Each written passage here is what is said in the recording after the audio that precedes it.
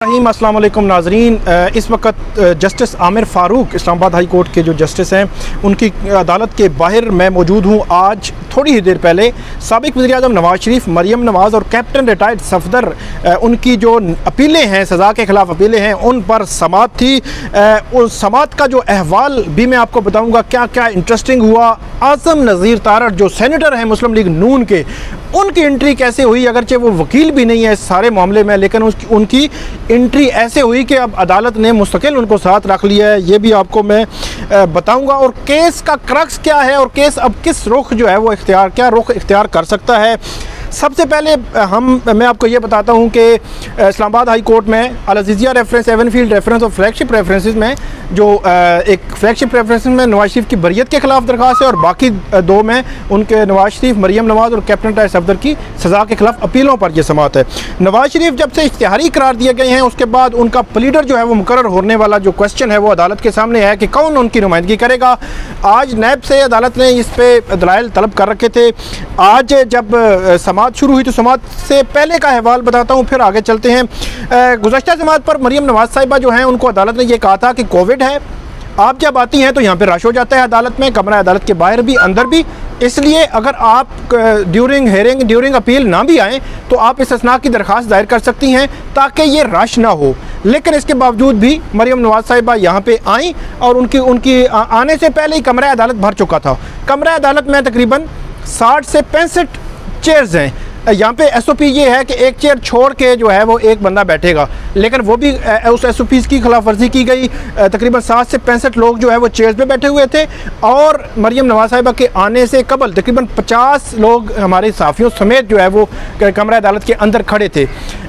एक और एस्पेक्ट में आपको बता दूँ कि आज सुबह ही जो मरियम नवाज़ के वकील हैं अमजद परवेज़, उनकी जानिब से ये दरख्वास्त दायर की गई और ये तीसरी दफ़ा दरख्वास्त दायर की जा रही है कि वो लाहौर हाई कोर्ट में बिजी हैं, इसलिए जो अपीलों पर समाअत है इसको मुलतवी किया जाए। एडजमेंट की उनकी दरख्वास्त थी, तो इसके बावजूद मरियम नवाज़ साहिबा आई। जब आई तो 110 लोग पहले मौजूद थे, जब आई तो तकरीबन 15 से 20 लोग और आ गए, तो 130-40 का मजमा जो है वो अंदर लगा।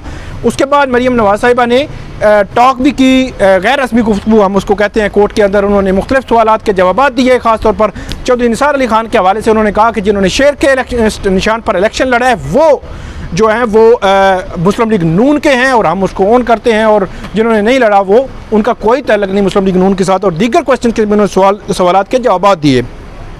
अब आते हैं समाअत में क्या हुआ। जब समाअत शुरू हुई तो आज़म नज़ीर तारड़ वो मरियम नवाज़ साहिबा के पास बैठे हुए थे दूसरी रो में। तो जस्टिस आमिर फ़ारूक जो है उन्होंने उनकी तरफ देखा तो उन्होंने हंसते हुए कहा कि आज़म नज़ीर तारड़ साहब आप कहाँ पे आ गए, आज पिछली रो में आप बैठे हुए हैं।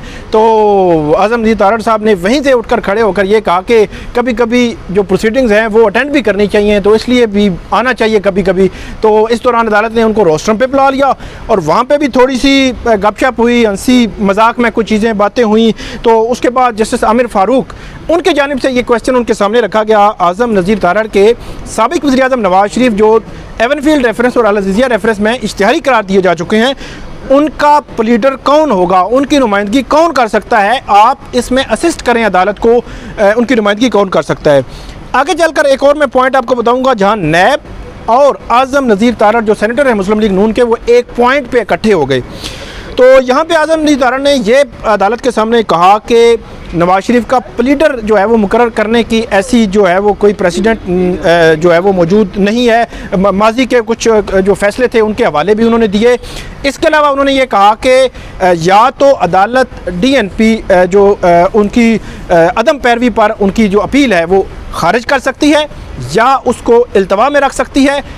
इससे मुतल्लिका उन्होंने कहा कि लाहौर हाई कोर्ट में 8 से 9 ऐसे केसेस जो है वो मौजूद हैं, मैंने देखे हैं, जिनमें सज़ाए मौत के और मुख्तलिफ कैदी जो है वो थे या मुख्तलिफ मामलात थे।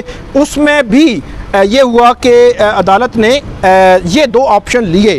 तो इसके बाद जो अदालत ने यह कहा कि क्या प्लीडर मुकर्रर करने की या तैनात करने की कोई ऐसी नज़ीर जो है वो मौजूद है। तो इस पर जस्टिस मोहसिन अख्तर कियानी ने ये रिमार्क्स दिए कि ऐसी नज़ीर में मौजूद हैं। सुप्रीम कोर्ट ने बरीयत ख़त्म करके भी सज़ाएँ दी हैं मुलजमान को।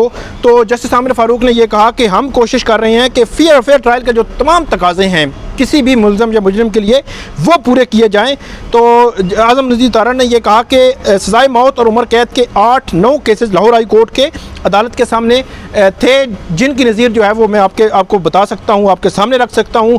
तो नैब प्रोसिक्यूटर और आज़म नज़ीर तारड़ इस पॉइंट पे इकट्ठे थे कि क्योंकि नैब भी ये कहता है कि प्लीडर मुकर्रर ना करें, जो अदालत के सामने जो रिकॉर्ड है वो रिकॉर्ड देख भी अदालत फ़ैसला कर सकती है। और नैब के जो एडिशनल प्रोसिक्यूटर जनरल नैब हैं जाज़ेब परवाना, उन्होंने अदालत को कहा कि नवाज़ शरीफ की जो अपीलें हैं उनको मुस्तरद किया जाए, उनको खारिज किया जाए। प्लीडर के मामले पे आज़म नज़ीर तारड़ भी प्लीडर के हक़ में नहीं थे कि प्लीडर मुकर्रर किया जाए। उन्होंने 2 पॉइंट ही रखे कि या तो केस इल्तवा में डाल दें या उनकी गैर मौजूदगी में आप उसको अदम पैरवी पर डिसमिस कर दें। जब नवाज शरीफ वापस आएंगे तो वो उस मामले को देख लेंगे कि उन्होंने खुलवाना है नहीं खुलवाना, या इसका फ्यूचर कैसे उन्होंने डिटरमिन करना है। तो नैब ने ये कहा कि नवाज शरीफ की जो अपीलें हैं उनको मुस्तरद किया जाए। तो जस्टिस आमिर फ़ारूक ने कहा कि नवाज शरीफ की गैर मौजूदगी में हर चीज़ को बिल्डोज भी नहीं कर सकते, हमने कानून को देखकर फैसला करना है कि और कानून को देखकर आगे बढ़ना है कि इस मामले को आगे कैसे लेकर चल सकते हैं।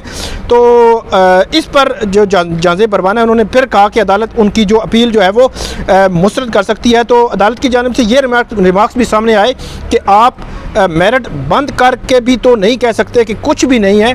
तो बुनियादी बात अदालत यही कर रही थी कि आप इसको मुकम्मल तौर पर बिल्डोज नहीं कर सकते, आपने किसी कानून कायदे को देख कर ही चलना है। इस पर आज़म नज़ीर तारड़ ने थोड़ा सा इसको पॉलिटिकली जो है वो भी व्यू दिया कि कुछ केसेस ऐसे होते हैं जितनी भी चश्मपोशी कर लें लेकिन वो आम केसेस की तरह नहीं होते। मतलब दूसरे लफ्ज़ों में ये कह रहे थे कि ये आम केस नहीं है, इसमें पॉलिटिक्स भी इन्वॉल्व है, इसमें आपको मुख्तलिफ़ किस्म की इस पर ऑब्ज़र्व भी किया जाता है, देखा भी जाता है, चीज़ें भी आती हैं, बयानबाजी भी होती है। ये उनका मकसद था। आगे चलकर अदालत ने यह कहा कि अब आज़म नज़ीर तारड़ जो है अब के इसमें अदालत की मुआवनत करेंगे कि जो प्लीडर मुकर्रर करने का जो क्वेश्चन है, अगरचे आज़म नज़ीर तारड़ का मौक़िफ़ है कि या तो केस डिसमिस किया जाए या इल्तवा में रखा जाए, लेकिन अदालत प्लीडर जो है वो मुकर्रर करने से मुतल्लक जितना भी मामला है उसका कहा है कि आप अदालत की मुआवनत करें।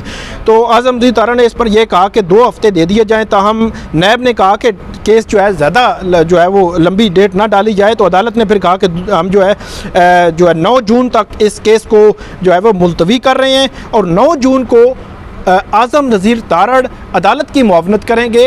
वो एक इंडिपेंडेंट वकील की हैसियत से पैरवी जो है मुआवनत करेंगे, नवाज शरीफ या किसी जमात की तरफ से पैरवी नहीं करेंगे, अदालत की मुआवनत करेंगे कि प्लीडर का कैसे जो है तयन किया जा सकता है और इन अपीलों को कैसे आगे लेकर चला जा सकता है। तो इस दौरान जो कैप्टन रिटायर्ड सफदर हैं वो भी रोस्टरम के एक तरफ जो है वो खड़े थे और उसके बाद ये समाअत ख़त्म हुई और 9 जून तक अदालत ने ये समाअत जो है वो मुलतवी कर दी है। अब आइंदा देखते हैं कि आइंदा जो है इस मामले में कैसे आगे बढ़ती है कोर्ट और क्या जो है ऑर्डर पास करती है। इसके अलावा जो मरियम नवाज़ साहिबा की जो आज मुलतवी करने की दरख्वास्त थी उनके वकील की गैर मौजूदगी में, वो भी अदालत ने मंजूर कर ली है। तो आप नाज़रीन देखिएगा, इस पे वीडियो पे कमेंट ज़रूर कीजिएगा। बहुत शुक्रिया।